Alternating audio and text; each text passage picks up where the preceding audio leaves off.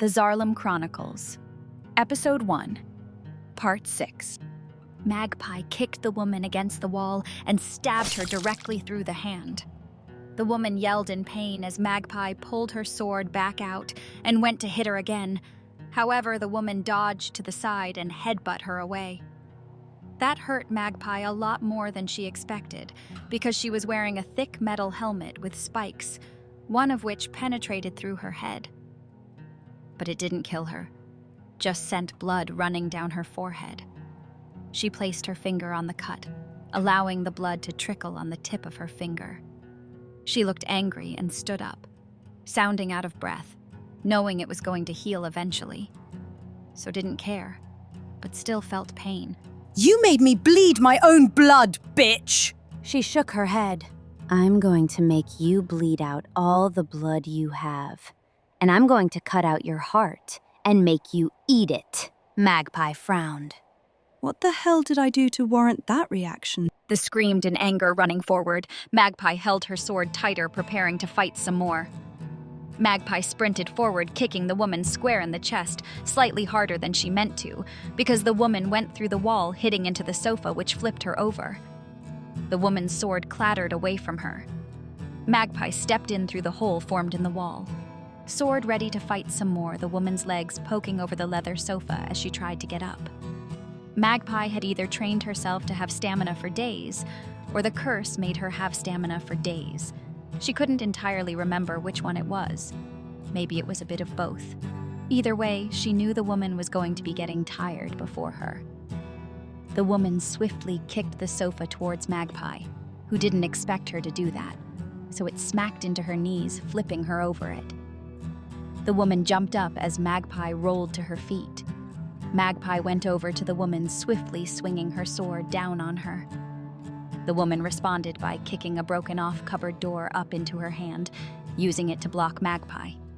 She then jumped up, roundhouse kicking Magpie in the side of the throat. Magpie fell back, unable to breathe for a second, clutching her throat in agony. The woman kicked her sword into her hand, spinning it around her fingers, then held it close to her. Come on, Magpie, you can fight better than this. Back in the day, you were a real problem. But look at you now. Pathetic. So, you know me. And pathetic, huh? Is that why you're struggling so much, bitch? However, the woman didn't respond. She ran at Magpie and they started sword fighting again, faster than before, because Magpie was now angry. She didn't like thinking that someone was better at something she had been practicing to be best at for hundreds of years. There could only be one conclusion to that. However, it didn't really seem possible.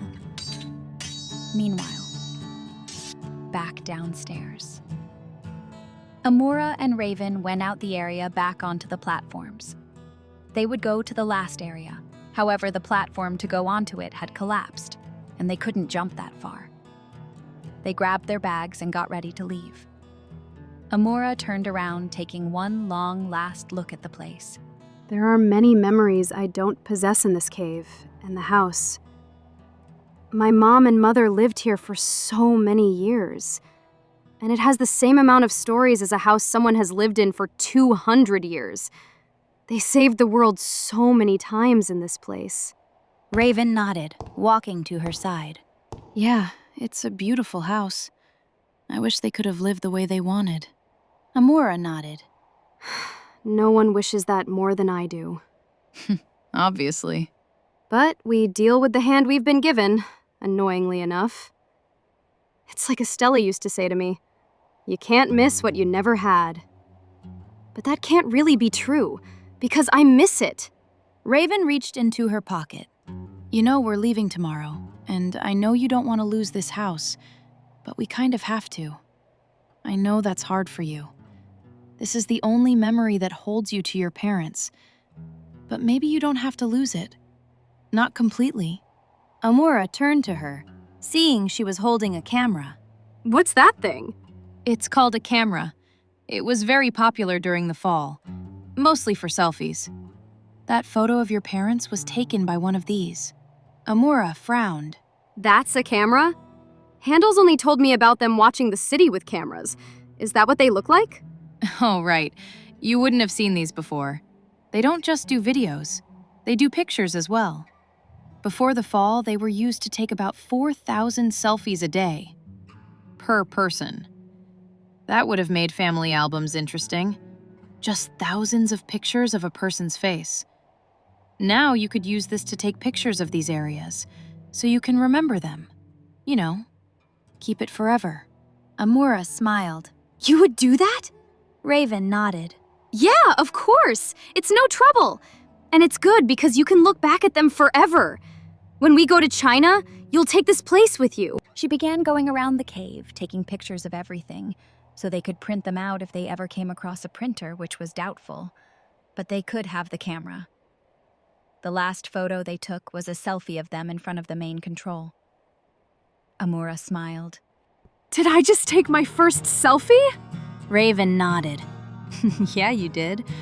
Pretty cool, right? Meanwhile, back upstairs, the woman kicked Magpie to the ground.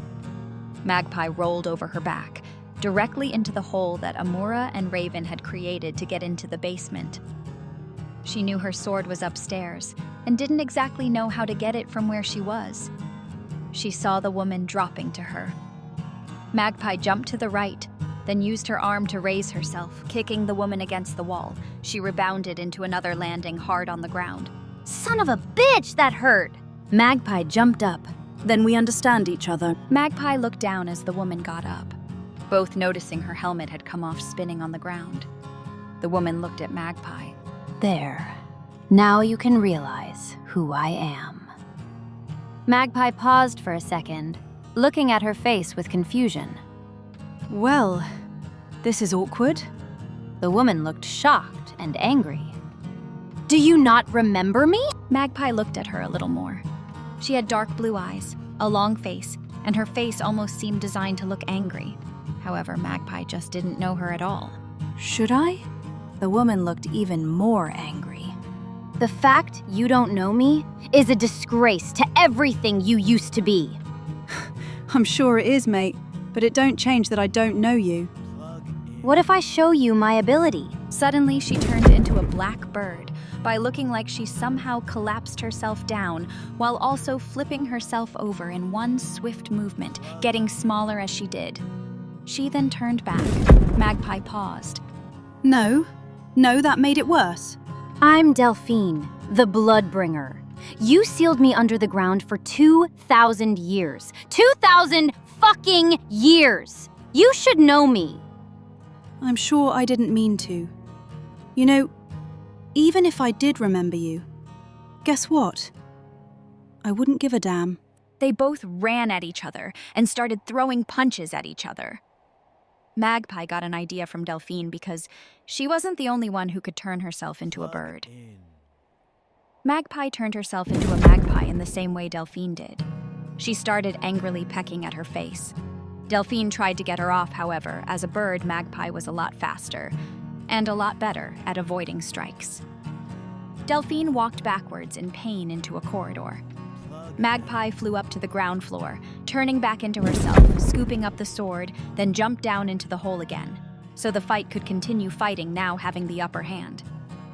Magpie turned her body to the side, elbowing Delphine in the ribs. Delphine yelled in pain, then kicked her away into a corridor. Magpie started sword fighting her down the corridor, walking forwards. Their swords kept hitting the walls, floor and ceiling of the small corridor, causing sparks to go everywhere. Magpie got kicked out the corridor, landing on the platform of the night cave. Raven and Amoura spun round as Magpie looked up at them. Oh, hey guys, what's up? Raven looked confused. Magpie, why did you leave the truck? She rolled over, out of breath. I had to bounce. Quite a few times, as a matter of fact. Want to help? Or do you want to keep sightseeing? Help with what? What have you done? Delphine entered, walking on the platforms towards Magpie, holding her sword, prepared to swing it down on Magpie. Amoura and Raven tensed, getting into attack stances. Amoura looked at Magpie. Did you have to bring friends? Magpie sat up a little, trying to crawl away. Not exactly someone I would call a friend, no. What is she then? I don't know. I haven't really worked that out yet. She is just stranger I haven't remembered yet. Raven sighed, all of them moving back away from Delphine.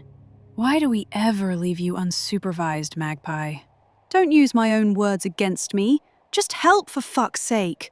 Like, Jesus Christ! Magpie raised her sword. However, she got it kicked out her hand. Delphine swung her sword down on Magpie, killing her by stabbing her through the stomach. A second later, Magpie woke up with a huge inhale like she was shocked. Delphine raised the sword again. Raven swiftly charged forward, grabbing Magpie's sword. Delphine swung her sword down, getting blocked by Raven with such force it made both swords shake violently. Raven tried to hold her sword back with a lot of strength, however. Delphine kicked her chest, making her roll away twice. Raven grabbed the sword and started fighting her, however Delphine was so much better at fighting than her. Amoura frantically looked around for any form of weapon. She ran up to the lab area, grabbing some weapons to fight her with. She ran down the stairs, seeing Delphine and Raven fighting each other. Magpie would help, but no longer had a sword, so there wasn't much she could do. Raven got kicked in the throat, landing her on her back, coughing. Delphine held her sword high, preparing to swing down on her, to the terror of Raven. Suddenly, something wrapped itself round Delphine's wrist, pulling her back a little. Delphine looked up, seeing a long, black whip following it back to Amoura, holding the handle, looking a little shocked. That was a pretty good shot, She said more to herself than to Delphine. Delphine adopted a look of anger. You little son of a bitch. Amoura nodded. Good. Now we know each other. Amoura hit a button on the whip, retracting it like an extension cord.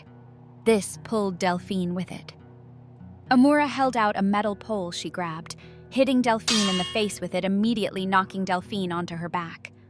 Delphine kicked Amoura away, however she didn't fall down. Delphine jumped to her feet, wielding her sword. Amoura started fighting her with the metal pole she was holding, using it as a sword.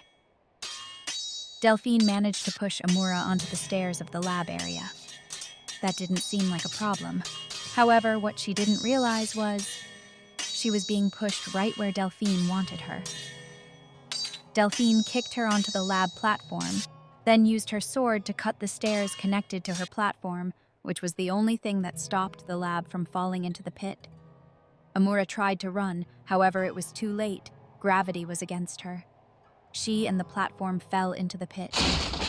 Amoura rolled to a stop, seeing all the gadgets and inventions clattering around her, including a sword. She grabbed it and saw Delphine heading for the others. She had to get back up there. She looked around her, grabbing a small silver round device, throwing it on the platform.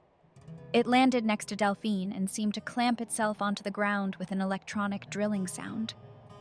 The top opened, pushing up a little pipe that looked round the area, focusing on Delphine. It fired a line of electricity at her right shoulder, holding her in place. Her movements were extremely slow as she tried to slice the device with her sword, so Amoura knew that this was her moment. Amoura grabbed a sword, throwing it at the cave wall, watching it stick a few inches, shaking slightly from the impact. She grabbed up another heavier-looking sword, running to the wall. Amoura jumped on the first sword, which launched her upwards. She flipped, landing on the platform perfectly. Sword ready. Delphine laughed. You honestly think you can take me on? I have killed thousands of people in my life. Times. Amoura smiled. Yeah, well, you haven't met me. Delphine laughed, getting into an attack stance. Amoura lifted her new sword and could feel a ridge along the side of the handle, feeling a button. She pushed it, which made the blade of the sword have a huge electronic field around it. Amoura smiled. Okay, that's pretty cool. Let's go, bitch! Let's fucking go! She charged forward and they began sword fighting. Every time their swords clashed together, sparks flew everywhere. Magpie jumped into the cave, scooping up a sword, jumping back to the platforms, and started fighting alongside Amoura. Somehow, Delphine was able to fight both of them at the same time. She was clearly more skilled than they thought. Raven started trying to think of how to kill her. She knew they needed a weapon. Raven jumped into the pit trying to find a weapon and found one on the ground. She looked up. Hey, Magpie, this'll help. She threw it. Meanwhile, Magpie blocked a swing from Delphine and heard the clatter of what Raven had thrown next to her. Delphine grabbed Magpie's neck, trying to strangle her, until Amoura kicked her in the stomach. Magpie used that distraction to headbutt her. She punched her in the stomach, then the throat quickly with the same hand. Magpie threw herself backwards as Amoura ran in, continuing to fight her. Magpie picked up the device. Meanwhile, Amoura got punched in the face and fell on her back trying to breathe. Delphine stood over her. You see, you can't defeat me. No one can defeat me, not even your little friend over there. Amoura shook her head, laying against one of the barriers, spitting blood onto the ground. Then just kill me. Fucking get on with it. Delphine raised her sword. You're not on the list, but that doesn't matter anymore. I can't get any more bad luck. She went to swing down her, however, heard a voice from behind her. Oi, cunt! Delphine sighed in annoyance, then turned to Magpie. Let's finish this. However, she didn't raise a sword. She ran forward, grabbing her, tackling her against the fencing, breaking through it, falling down to the pit below. They landed with Magpie on top of her, holding her down. Don't forget to die, bitch. Without warning, Magpie exploded by the lighter grenade in her pocket. The explosion blasted her stomach apart. The explosion blew upwards into her chest, which caused her arms and legs to fly in different directions. Her blood and organs were blasted everywhere. Delphine's eyes opened wide as her chest was blown apart. The explosion was so extreme, it blasted her into the ground a little. However, somehow, with her chest and stomach blown apart, she was still barely alive and able to utter her final words, choking on her own blood and organs. I'm finally free. Her head fell back as her eyes closed for a final time. Raven went over to the area. She looked up at Amoura. Do you think Magpie actually died from that? They waited a second. Then Amoura noticed something. No, she'll live. Raven looked down, seeing that the blood covering the walls and floor were beginning to move. They impossibly began to sliver upwards like the drops were stacking on top of each other. Raven heard a lot of cracking sounds. She noticed an arm in the corner being filled with blood, while another went over to the blood, which was rebuilding into a normal form. Bits of chest and stomach were being rebuilt in thin air as the head, which had been blown onto the platform, flew down and connected to where it should have been. Like a jigsaw, the rest of Magpie began to magically be rebuilt. Even her clothes were being repaired. When her parts were back together, it wasn't the end. Her joints began to click back together as her skin filled in any small cuts or area of clothing. After 20 seconds from the start of the rebuild, Magpie was back in a standing position. She took a breath like she was shocked and stepped back, almost falling over, holding her chest. She looked around. What the fuck? Oh, I'm back. She looked over at Raven. I told you, I can and do survive anything. She began to make her way over to the platform, limping a little, but that soon cleared up. Amoura looked relieved. She looked into the pit. Are you two okay? They looked up at her. Yeah, we're fine, said Raven, breathing heavily. Amoura went to the side of the platform and helped Raven climb up. Magpie didn't need her to. She turned herself into a magpie, flying up to the platform, turning back to normal, waiting for Raven to get up to them. Magpie looked a little strange. She looked extremely pale, probably from just losing all of her blood and getting it back again. However, she'd eventually get back to normal. When Raven was on the platform, they all looked down into the pit at the bloody remains of Delphine. She was very extreme, said Magpie, standing up, shaking a little. Just a bit, said Amoura, hearing her voice crack. Raven looked at Magpie. Are you all right? Magpie looked at her. I am better than you ever have or ever will be. Raven nodded. Right. You can lie all you want. Magpie looked away. Shut up. Anyway, this, Delphine. She taught me a lot, Amoura asked. Such as? She said I sealed her in the ground 2,000 years ago, but she also said she trained me. So we must have worked together, then something happened, and I locked her away, probably under a spell. No idea what happened, though. But it also proves I'm 2,000 years old. Makes my bones feel a little creaky. Magpie felt a little sad looking at the blood pouring from Delphine's chest. This really is an example of how bad my life is. Why? Asked Raven.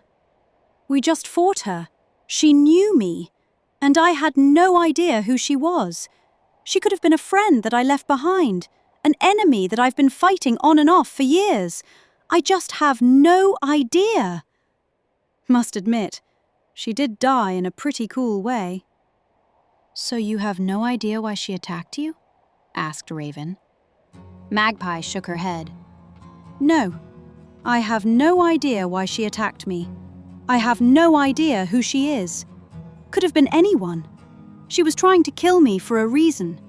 She didn't go into full detail, but she did say she knew me from 2,000 years ago, so I wouldn't ever be able to remember that.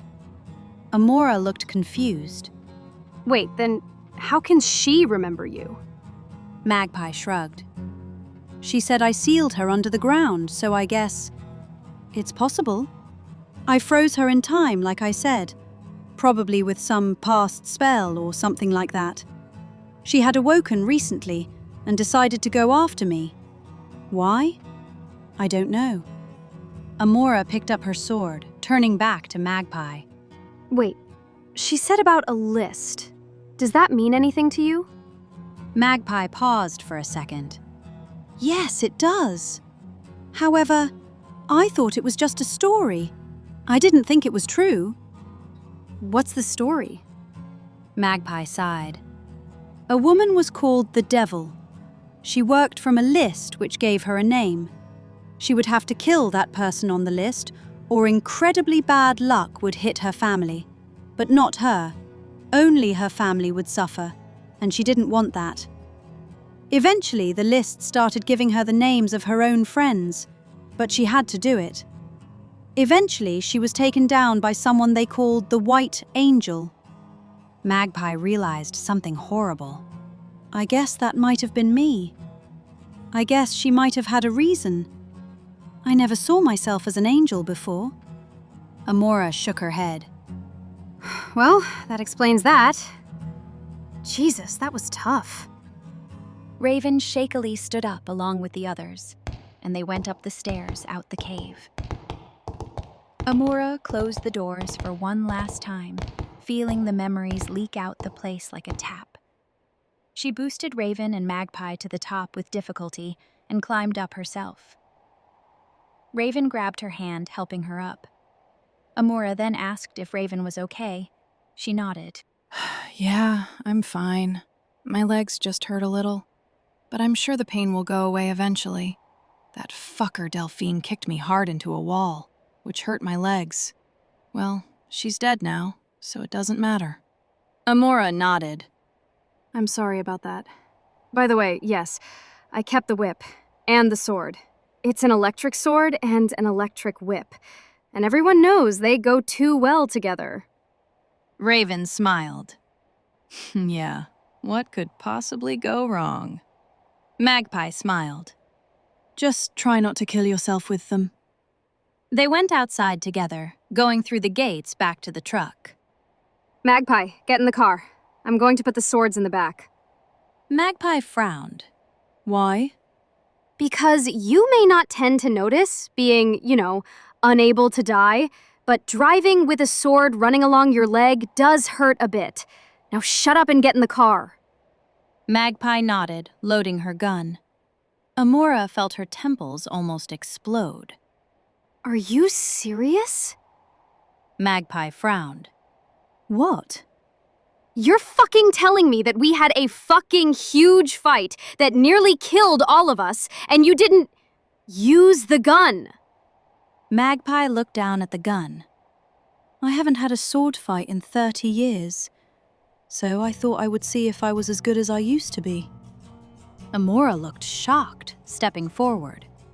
Magpie, listen to me. Normally, I wouldn't do this with other people because it can be considered as a little rude. But with you, I can do it. Magpie frowned. Do what? Take a guess. Before Magpie could respond, Amoura raised her revolver, shooting Magpie directly between the eyes, spreading her blood and brains everywhere. Magpie fell back against the car. They waited a second, then her blood and brains started to fly back into her skull as it fixed itself. The bullet forced its way out her head, rolling away. A second later, Magpie gasped back into life, inhaling as much air into her lungs as possible. She sat up, shaking her head. Asshole! I have never died so many times in one day. Probably. Amoura stepped forward. Yeah, that's payback, bitch, for you not using the gun, dipshit! You wouldn't have done that with Raven. That's entirely different! How? Because she wouldn't have come back to life, moron! Magpie nodded. Right. Bloody hurt, though. It wouldn't be a punishment if it didn't. Magpie nodded. Yeah, fair enough. Magpie went over to the car. She was stumbling a little like she was drunk, which seemed fair enough after having a shot to the head. Amoura turned back to the house, feeling the wind on her coat and her hair. Raven went to her side. I got all the photos, so you can remember it. Amoura nodded, then paused. Thank you. You can really feel it, can't you? Raven frowned. Feel what? Amoura paused. It's strange. It's kind of like a warmth of home. My mother stayed in this house. They built a crime-fighting empire together in that house. I was conceived in that house. Yeah, memories. You can feel the memories. They nodded. This is what life could have been. However, time had other ideas. She nodded to herself, then got in the car driving away, knowing they were never going to drive back. And hopefully they would survive. As they drove, they kept constantly looking around for anything. They came across a massive hole in the ground on fire where the old petrol station used to be. Amoura frowned, looking around confused. What happened? Raven went red, looking down at her fingers. Don't know. Weird. Amoura looked at her. What happened here? I have absolutely no idea. Magpie spoke up from the back. She blew it up. Raven looked at her with anger. You blew it up! Amoura looked at her. Why? Raven replied. Well, people came from the buildings trying to kill me, so Magpie blew up the petrol station. Seemed like a fair fight. Magpie spoke up from the back. That's why I didn't use the gun. I wanted it to be a fair fight. Amoura shook her head. Shut up! You didn't use the gun because you're a dipstick! They continued. They arrived at the bridge. They started slowly driving across it, feeling the truck jumping up and down from the bodies, feeling horrible again. The gang made it across without any attacks, which made them thankful, but also wonder where the attackers had gone. They drove through the forest, arriving at the cabin. Raven and Amoura looked at the spikes while Magpie opened the gates. Amoura shook her head. Something has hit into the spikes again. Raven checked the spikes. Are you sure that isn't from a spider? No, the spider is right there, still twitching away. It was something else. Raven approached it. Are we sure it's not alive? I don't think so, and if it is, it's being tortured. Exactly.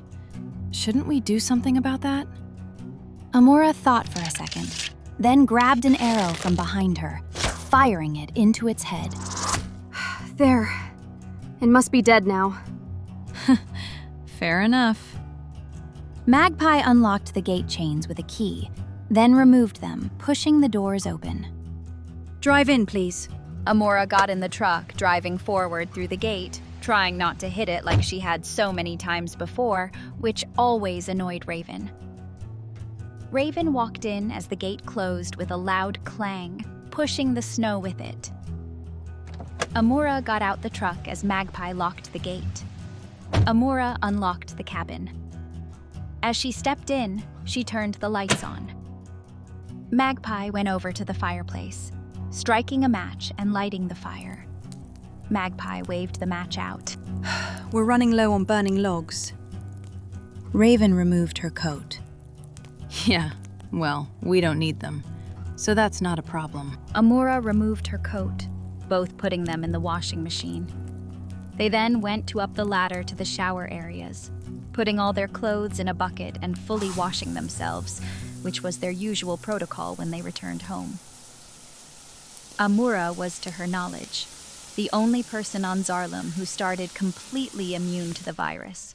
Other people adapted to immunity, so she didn't actually need to wash the virus off her. However, Raven and Magpie weren't immune, so she washed herself to protect them, and also protect the plants and animals they kept.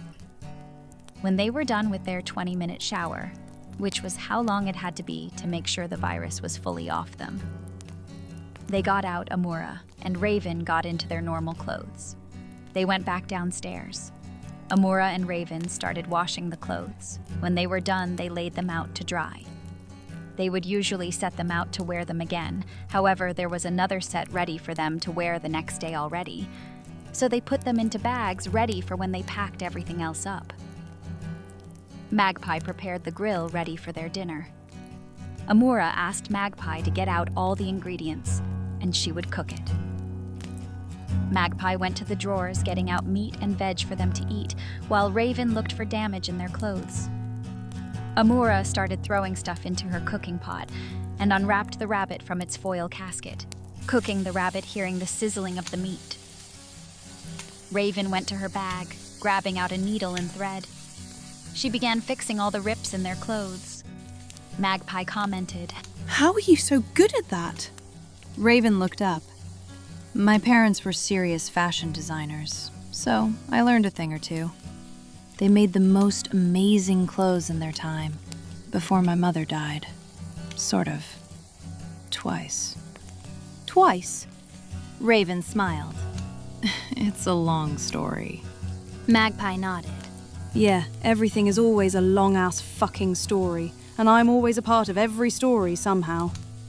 Raven nodded. Yeah. You knew them.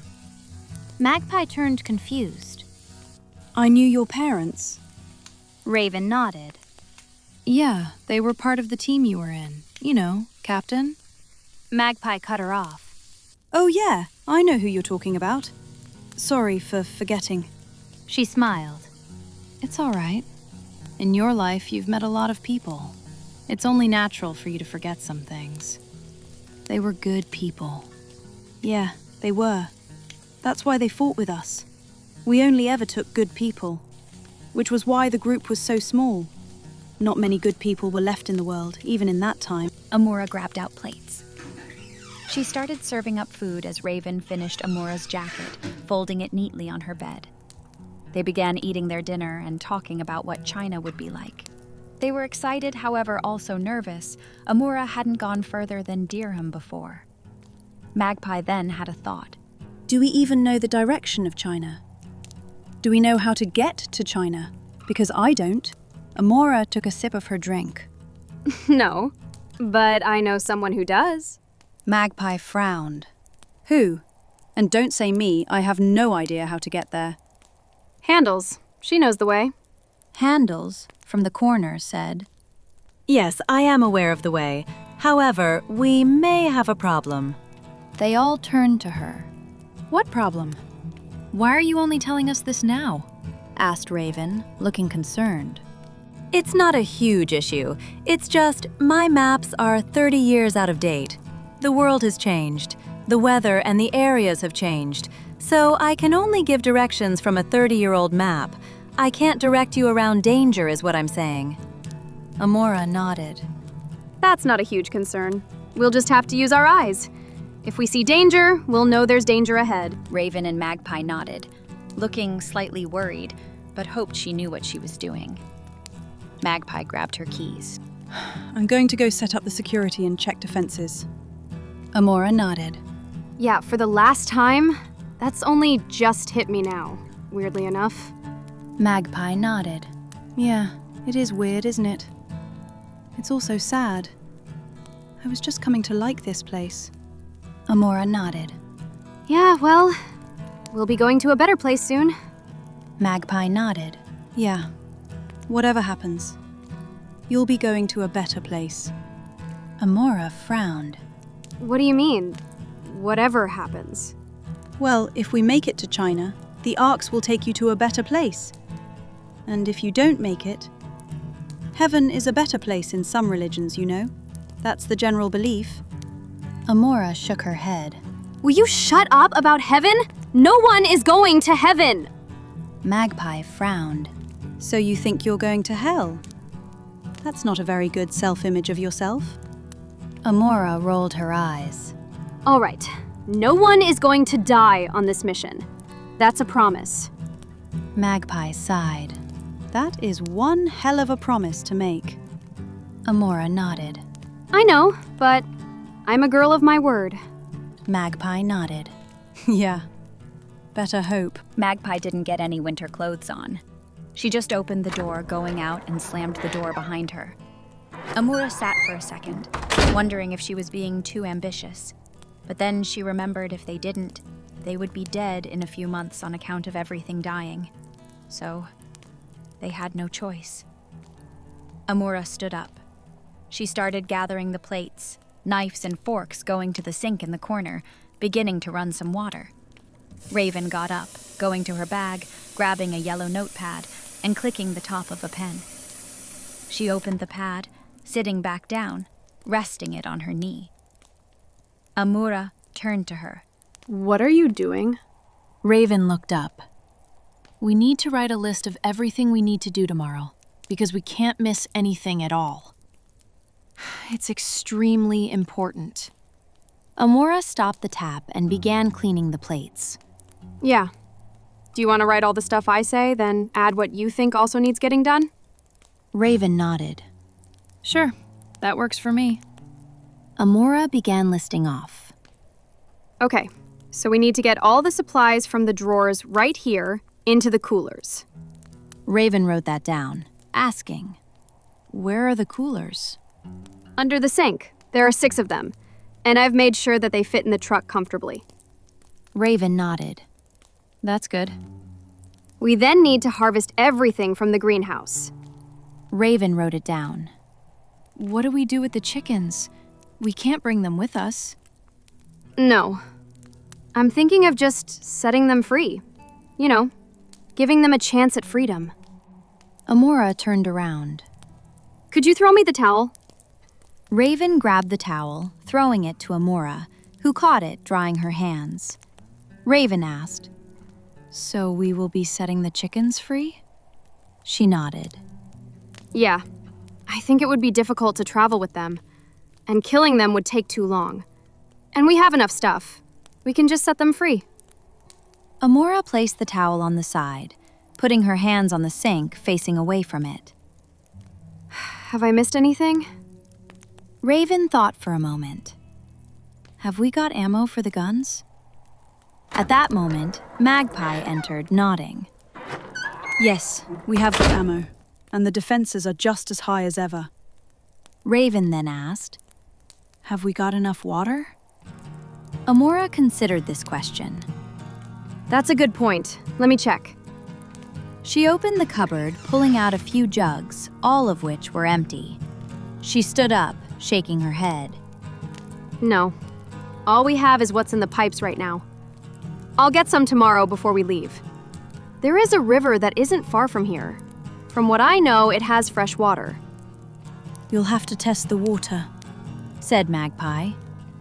Obviously. They saw darkness fall over the world and decided they didn't want to deal with the things outside, so they decided to go to sleep. Raven grabbed a small bucket of water, putting out the fire, which made a huge pile of steam rise. She waved it away, coughing a little from the smell. Amoura put all the food drawers away and put the jugs back into the cupboard, closing it. She turned off the heat and electric with 2 buttons on the box. Good night, Magpie. Good night. Sorry for the sword fighting today. Amoura smiled. Don't worry, I'm not angry about it. Just remember which sword was mine. Magpie went over to her sword, throwing it to her. Just put it under your bed. Amoura caught it, waving it around a little. It's got a very good weight and sharpness, and the handle is heavy. It's awesome. And it's electric. I sort of like that. Magpie smiled. Yeah, everyone in life has to choose their sword. Guess that one is yours. It's almost like a Harry Potter wand. Everyone has the right to choose their lifelong sword. Amoura frowned. What's Harry Potter? Magpie sat down, rubbing her eyes, saying, Oh, it would take me like 7 hours to tell that whole story. So I'm just not going to bother. Amoura nodded. Fair enough. Was he a good guy? It's not a real story, you idiot. It's just a... Never mind. Just go the fuck to sleep. Amoura giggled as Magpie sat down watching the door. Amoura went upstairs, laying on the bed, fluffing her pillow, then slid her shiny sword next to her bed.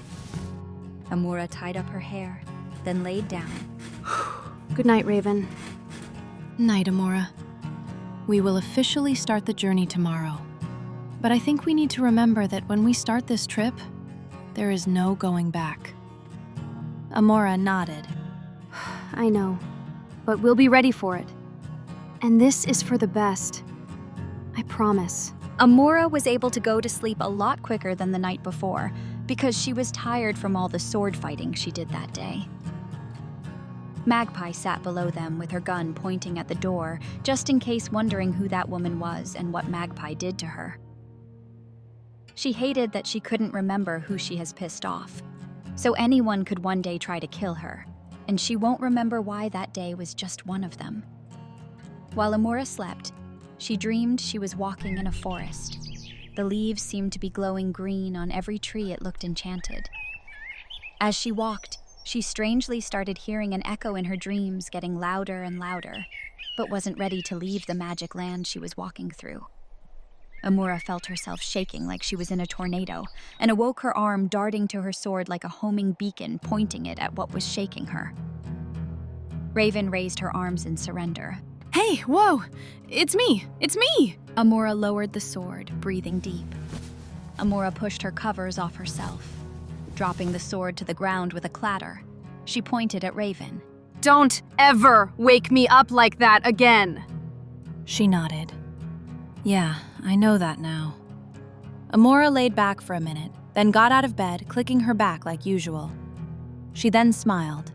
Man, that's a weird feeling. Raven frowned. What is? Amoura got up. This is the last time we'll wake up on these beds. Raven frowned. Oh God. Yeah, that's true. But it's for the best. We'll have better beds soon when we get to China. They went to the wooden showers. Amoura poured water into both the funnels that would feed the water through the shower. Amoura laughed. Raven frowned, grabbing towels. What? You know, when I first built this, I had the idea of just using elephants, and they would fill their, trunks full of water and spit it at us. But we didn't have any elephants. Raven laughed. Yeah, like the fact you didn't have elephants was the only minor flaw to the plan. But it's a funny idea. Like the Flintstones. Amoura frowned. It's Flynn. What do you mean? It's the Flynn stones, not the Flint stones.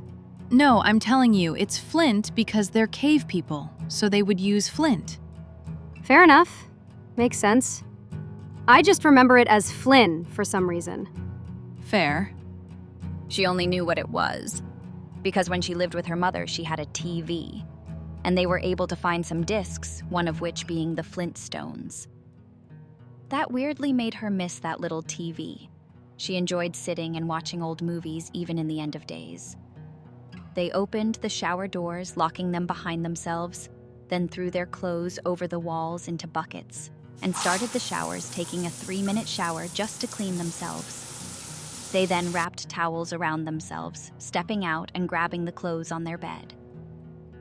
Amoura turned, seeing that Raven was looking at her. She tried to conceal a smile, then went to her changing area, pulling the curtain back. When she was dressed, Amoura pulled her curtain back, stepping out. Seeing Raven was wearing a dark green short-sleeved shirt with black leather trousers. She had also tied her red hair back in a tight bun.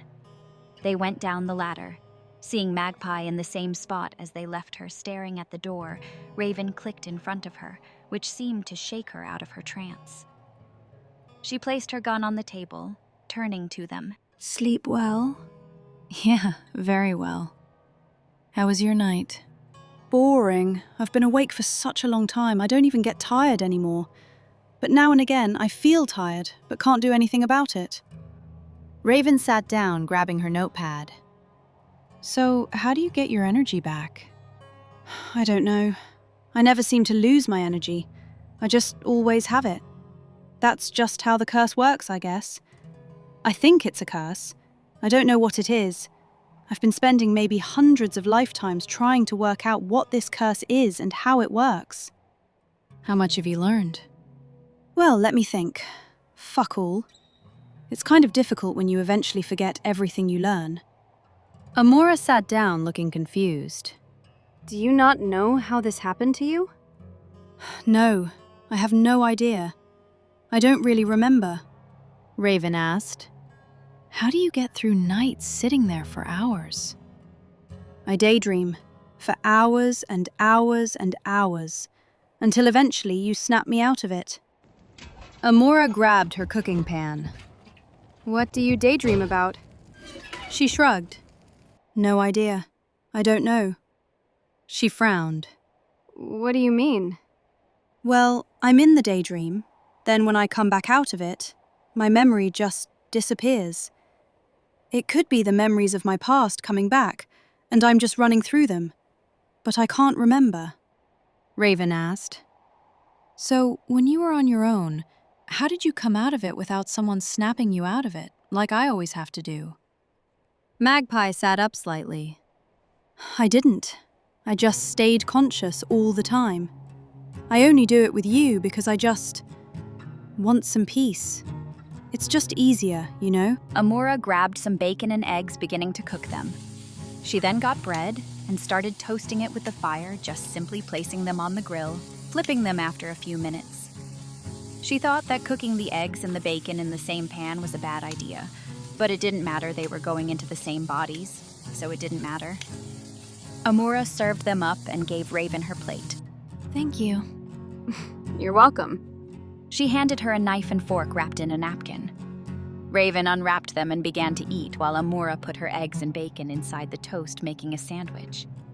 They ate and spoke about the day and what they were going to do before they leave, when they were done. Amoura wiped her mouth with her napkin. I don't care what anyone says, it's not possible to eat a bacon and egg sandwich without making at least a little mess. Magpie looked at her.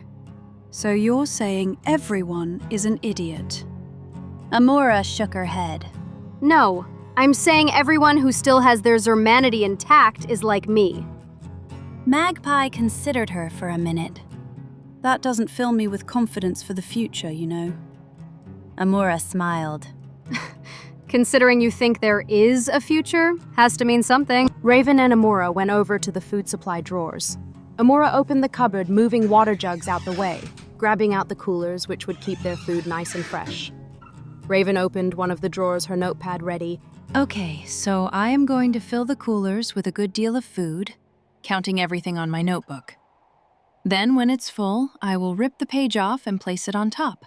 So when you open the box, you just have to pick up the piece of paper and know what's in it, without having to look through it and mess up the neatness. Amoura bent down, looking in the cooler. Okay. I think we should put the potatoes and veg on the bottom. Then the meat wrapped up with foil on top. Then the eggs on top of everything. Raven nodded and started loading the boxes while writing everything in the boxes. Once she was done with one of the boxes, she would seal it, then take it outside, putting it outside the truck ready to be loaded, then do the whole thing again. Magpie was helping look through the stuff to make sure it was all in good condition and throwing away anything that was moldy and horrible.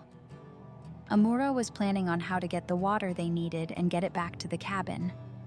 After an hour, 4 of the 6 boxes were full, and another was half full, so just enough for the stuff Raven was about to harvest. She grabbed her spade and a wheelbarrow. However, she was struggling to tie the back of her apron. Amoura got up going to her, seeing she was getting frustrated. She tied the apron with a cute bow, saying, You can ask for help, you know. We're not going to judge you. Magpie, who was sat in the corner, said, I'll judge you more for not asking for help. Not asking for help is how you don't learn. If you don't learn, you're dead. Raven sighed, then nodded. I know. It's just difficult, you know? Thanks, Amoura. Raven then threw on her gardening gloves, opening the door to the greenhouse, moving her wheelbarrow inside the room, then grabbed the coolers.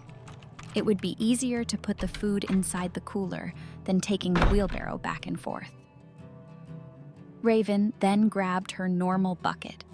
However, that time she filled it with water, placing it next to the wheelbarrow. She grabbed her fork and spade, beginning to dig up all the potatoes after a few minutes of work. Magpie entered, standing at the door watching. Raven looked at her. Are you going to stand there all day or help? Magpie replied. Stand here all day. It's the easier option. What are you worried about? Raven shook her head. Nothing. Bullshit. You can't lie to me. Tell me. Raven sighed, then sat up. This trip, don't you think? Even if we get to China, all of this is just delaying the inevitable. Magpie frowned. Delaying the inevitable? You mean us dying? Everyone is going to die, apart from me, but you will one day die. But does that mean you should give up? No. That's not what I mean. It's like, we're going to China. Red River is killing everything. It's evolving, and soon everything will be dead. Going to China won't change anything. Magpie smiled, then approached her. If it helps, we're going to China for these arcs, which will take us to these sky cities, which are closed off. The virus can't get in. What about the people with the virus? They have the best doctors and scientists, and who knows, they may even find a cure. They couldn't when it all started. Magpie nodded. It was chaos when it started. They never even had a chance. Raven, I promise you that Claudia will be all right. Raven nodded. Thanks. Can you actually help me now? We're running out of time. Fine. When they got all of the potatoes, Raven threw the plants in the corner and started looking through the potatoes in the wheelbarrow, feeling them. If they were rotting, then she would throw them in the pile with the plants. She would take the ones left over, washing the dirt off them in the bucket, then placing them in the cooler, neatly writing how many she was doing. Once she was done with the potatoes, she did the carrots, onions, cabbage, leeks, and tomatoes. She threw all the plants in the corner with the others, checked the condition, washed them, then placed them in the cooler. When she was finished, she picked up the cooler and brought it to the door, looking back at the now empty room. She had just harvested all her hard work. She nodded, then left the room, placing the box outside with the others. Meanwhile, Magpie and Amoura went into the chicken room and took the eggs from the coop. They then opened them so they could walk through the chicken room freely. Amoura checked they were all going out. Okay, so we're just setting them free. At least they won't be making the loudest sounds now, waking up each other, making louder noises. Said Magpie, holding the eggs. It makes no difference. We're not living here. I somehow keep forgetting that. Amoura nodded. Yeah, I know. I have to keep telling myself that. Did we ever name these chickens? Amoura shook her head. No, we didn't. I decided not to get attached to them in case they died, which, of course, a lot of them did. So I did get sad. But I think it would have been worse if I had named them. They also all look the same, so I would never be able to tell them apart. They opened the door, allowing the chickens to go into the cold. Amoura waved at them. Goodbye, chickens! Have fun for the few days you'll stay alive. Magpie giggled, looking at her. Few days. Yeah, it's a harsh world out there. We've kept them in this cabin for their whole lives, and they're stupid. Imagine staying in a house for 10 years, then being put outside and told to get a job and a car in the same and first week with no training at all. It's just impossible. So, that's the way it is. Magpie shook her head. Give them faith and hope, why don't you? We're sending them to a death sentence, but don't let them know that. Amoura laughed, then nodded. Yep, but who knows? They might survive for a bit. Now open the gates. Magpie opened the gates, and the chickens went outside, pecking the ground like they were excited. Amoura and Magpie watched them run away. Maybe they'll survive. But I don't think so. Amoura and Magpie went into the main room. Amoura threw on her winter clothes and got her goggles on. She opened a drawer, however, she couldn't find her weapon of choice. She went across the room. Magpie, where's the axe? She frowned. What for? I need it for the water. Oh. She glanced around. I don't know the last time I saw it. You had it when you returned from the ice picking last time. I have no idea where you put it. Amoura nodded. I'll go ask Raven. She went into the greenhouse. Raven! Raven was about to stab her fork back into the ground, stopped herself, and stood up straight. Hey, Amoura, what's up? Do you know where the axe is? If not, I can't get the water. Raven thought for a moment. If it isn't in the normal spot, it might be in my bag, because me and Magpie were packing all the weapons, like knives, forks, and I think we may have put the axe in there. But if not, I don't know. Where's the bag? In the car. Thank you. Raven began digging again. Amoura went outside, going to the car, looking in the back seats, seeing a blue duffel bag. She unzipped it, looking through it and finding her axe. She went back into the house, grabbing her sword, placing it in her new sheath, hearing the satisfying scraping sound. She threw on her 4 bags, putting the jugs inside.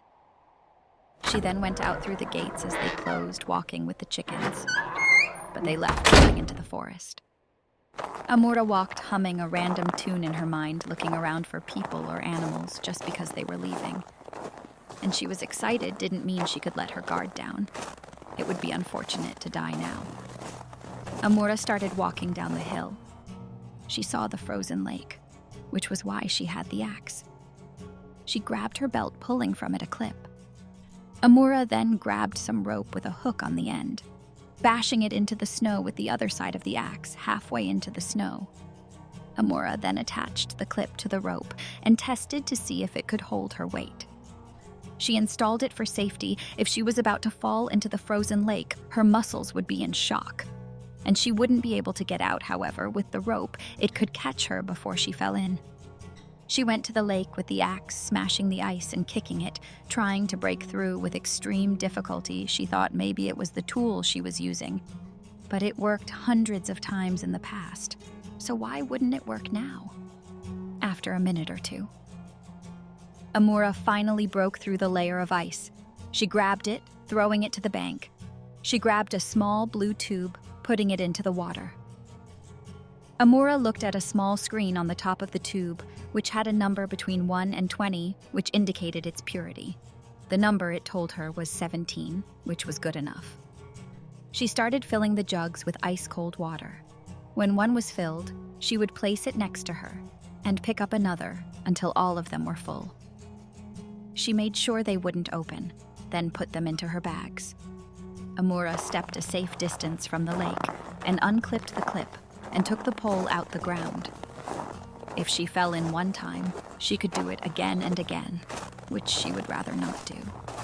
She almost died that one time and was going to make sure that never happened again. Magpie had to save her the first time and hasn't let Amoura off the hook for that. She started walking back.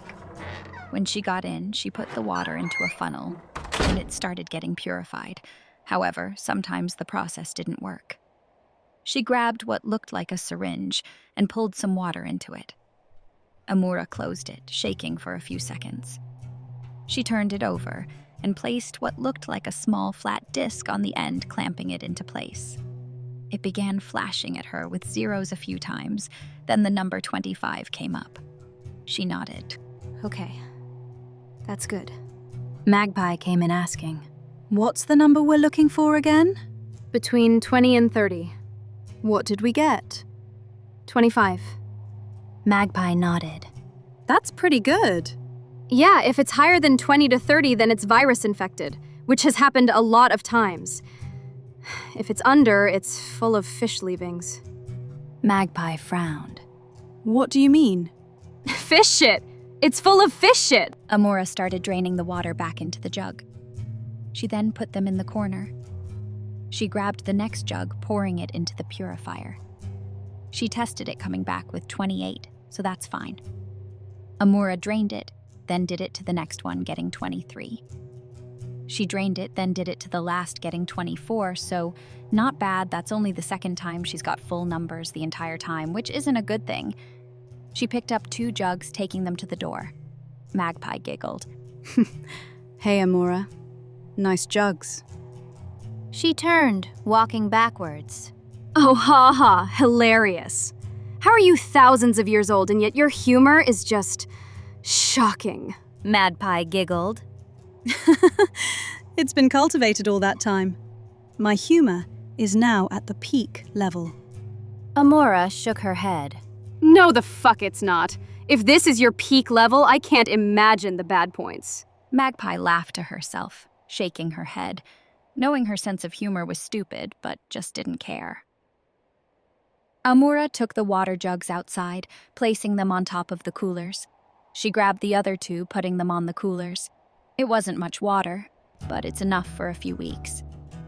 Amoura went outside. She went to the car, climbing onto the back of the trailer she had made, holding herself low so she could grab stuff more easily. Raven came outside. Hey, Raven. Could you do me a favor and pass me up the stuff up? Then I'll stack them up here. She nodded. Sure, of course. She grabbed the bottom of one of the boxes, passing it to Amoura. Amoura started placing them down like a puzzle. They had straps, so they could hold them down and secure them into place. If they hit a bump, they will be safe. Amoura placed a line of 3 boxes, then another line of 3 boxes all strapped down. Amoura jumped down from the back of the trailer and closed the tailgate, locking it up. They then put the top down for more protection. All the bags will go in the back with Magpie. She opened the door and grabbed up her bag, placing it in the footwell. Raven, where is your bag? Raven went inside, grabbing her bag. Here you go. She passed it to Amoura, who put it in front of the other seat, then turned to Raven. Oh, wait. Under my bed is a blue shoebox. Could you grab it for me and... Please be careful with it. Sure. Amoura opened the back again and awaited Raven to come back. Careful with the box. Raven grabbed the box, carefully going to Amoura, handing the box to her. She put it in the front where she would be, and closed it again. When the car was loaded up and ready to go, Amoura nodded. There we go! I told you everything would fit! Yes, you did. But I didn't ask, Said Magpie as she came outside with her stuff. Amoura laughed, shaking her head. Magpie got into the back of the car, loading her gun. Amoura closed the door behind her. Maybe use the gun this time. Magpie shook her head. Shut up! Amoura turned to the cabin. Raven, could you go open the gates for me? She nodded. Sure. She went to open the gates as Amoura went to her door, her key in hand. She nodded in acceptance, rubbing her hand across the hard wooden door. Raven joined her side, also looking at the door. I'm going to miss this cabin. It did us good in hard times. It was reliable, and it was home. I'm going to miss it. I'll, leave the key in the door. If anyone comes across this place, they can use it as a sort of base. Raven nodded. Yeah, that makes sense. Leave it for other survivors. Amoura locked the door and made sure it was locked, leaving the key behind in the lock, then got in the car, leaving her door open. She drove the car out the base. Raven got in the car, putting her gun on her lap and looking out the window to the house. Amoura closed the door and put the car into gear. Take your last look at it, ladies. Raven smiled. Goodbye, cabin. You will be missed.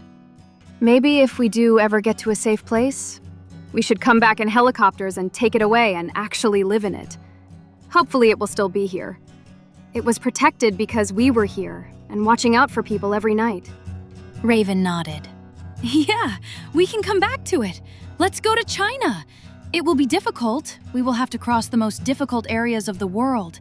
Dark mountains, dangerous creatures. So let's go on an adventure. They all smiled, then started to drive, leaving their past life behind them, hoping for a better future. The end of Zarlum Chronicles Episode 1.